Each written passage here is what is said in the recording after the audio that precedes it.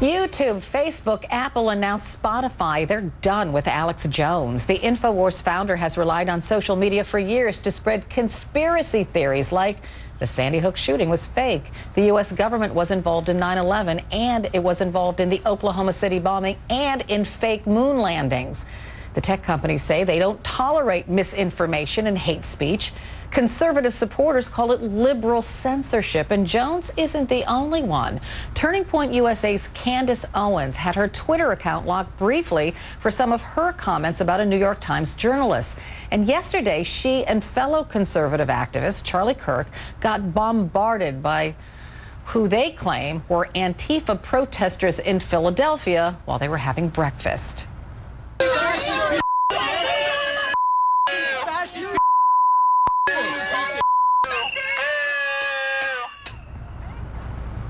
I think that eventually they poured something on Mr. Kirk's head, so we should let that play out a little longer because it was pretty intense. Senior media reporter, there it is. Senior media reporter Oliver Darcy joins me now, and while we watch this play out, is there something to the notion that this is conservative? This is an effort by liberals to ban conservative thought from all social media? I think, that's a bit ridiculous. And I think it's interesting that people are putting InfoWars, which is a fringe, conspiracy theory-driven website, in the same category as regular conservative news websites like, let's say Fox News. I think that that's very perplexing. What happened here is that tech platforms, they have community standards governing the speech you can use on their websites. They don't, for instance, allow pornography on the websites. They don't allow you to sell drugs. They don't allow you to sell weapons or violate the law. And they also have standards that say we don't tolerate hate speech. And so what you saw in the past 24 hours, I guess 48 hours now, is that these tech platforms have said that Alex Jones, his InfoWars, and associated accounts have violated those terms of service. They violated the hate speech terms of service. And so Apple removed the entire library of podcasts from Jones's website. Soon after, Facebook decided to unpublish his pages, and then you saw YouTube delete the Alex Jones channel from their website. Okay, so I just want to remind people of the kind of stuff that Alex Jones says, because he's not remotely like Fox News, not remotely.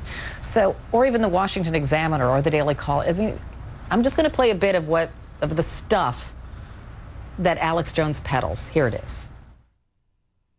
The official story of Sandy Hook has more holes in it than Swiss cheese. My gut tells me the White House, people controlling the governments, were involved in this. So don't ever think the globalists that have hijacked this country wouldn't stage something like this. They kill little kids all day, every day. And it's not our government, it's the globalist. I mean, they're doing it. They're doing it. They're staging it. Okay, so that's the kind of stuff Alex Jones says. Senator Ted Cruz of Texas, he actually stood up for Alex Jones, saying, I'm no fan. I am no fan. In fact, Alan Jones, he says, has slandered my dad. But who made Facebook the arbiter of free speech? So help us sort this out, Oliver. Again, I think what you're seeing here is people, some people at least view Facebook and Twitter as sort of the public town square. They don't view it necessarily maybe as a public company. They think that they control a large portion of debate in society and that they should be perhaps more governed by the First Amendment than these guidelines that Facebook and other tech companies have put into place. But the bottom line is that Facebook is a private company. Twitter is a private company. These companies can institute guidelines that regulate the speech on their platforms and what they're broadcasting, and that's exactly what they've done. These rules have been in place for a long time. They've had rules governing all sorts of speech, and so right now they're enforcing those rules when it comes to hate speech, particularly in terms of Alex Jones. And honestly, I think that if this were another person, maybe someone smaller than Alex Jones without the microphone and reach that he had, I think tech companies are probably have been a lot more quick to tackle it. I think they were really reluctant to go after someone like Alex Jones because they knew that he's going to have individuals like Ted Cruz coming out and accusing them of conservative bias.